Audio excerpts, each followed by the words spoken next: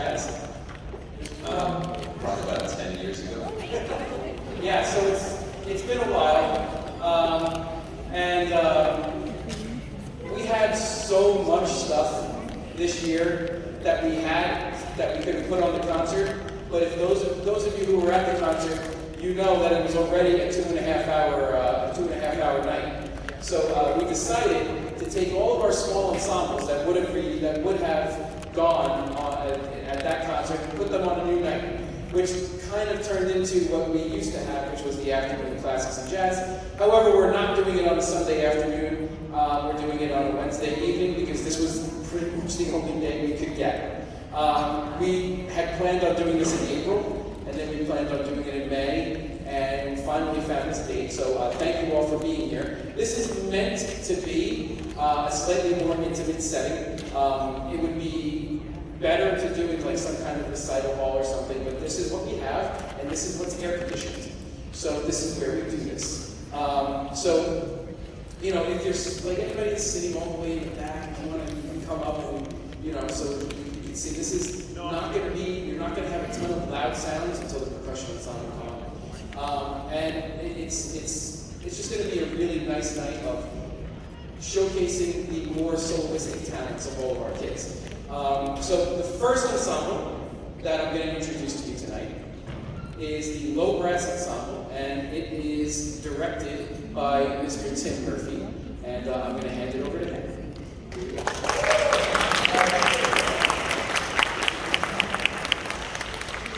Good evening, everybody. Thank you all for coming out tonight. I'm going to keep things short for a minute. I'm actually going to have one of our students is going to come up and tell you about the piece that we're going to play first. The ensemble that you see, this is what we call a tuba quartet. 2 tubas, 2 euphoniums. It's a really fun ensemble to play in, and I'm really proud of this because this was not my idea, this was their idea. They came up to me and said, we want to do a quartet. Can you help us put it together? And I said, sure. Who's going to be the other tuba players? We have 2 sophomore tuba players. Both of them are doing very, very well. And they're like, we're not really sure which one you should use, so I volunteered myself, like, how about I do it? So I'm going to play with them. Sorry guys, but I jumped in and stole your spot. I'm going to do it. And the reason I wanted to play is because the 3 students sitting on stage, and I've been involved with the music department up here at the high school since I was a high school student, and that was more years ago than I want to admit. And in all of that time, between my time as a student, my time as a college student, kind of keeping in touch with people here, and in all the years that I've been teaching here, these 3 are definitely, without a shadow of a doubt, the best senior low brass class that I have ever seen that we have had. And I just want to tell them that I'm immensely proud of all 3 of them. I'm giving this to them. I've known all 3 of them for a really long time, going back to elementary school, doing the summer program. I love all 3 of you. I'm going to miss you guys very much. And without any further ado, Isaac DeLong is going to introduce the piece that we're about to play.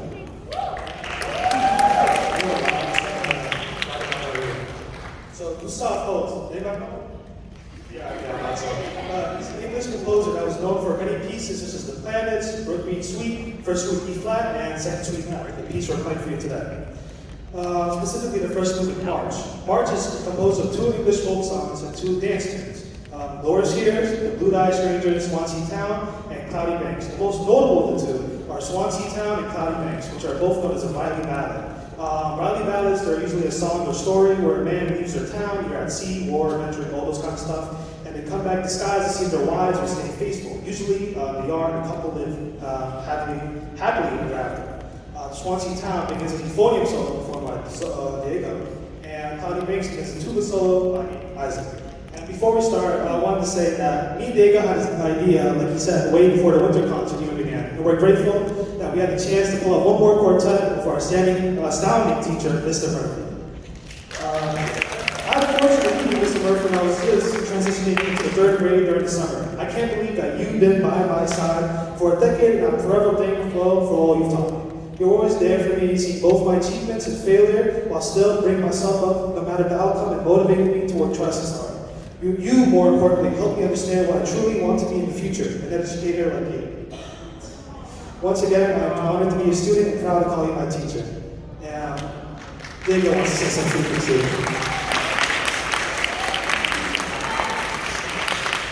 So I've known since I've been in fourth grade.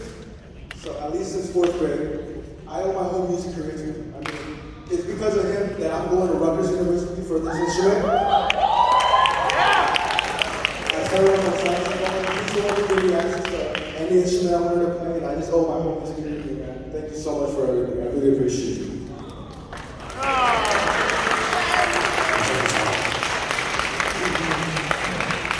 They're trying to make me cry before we play.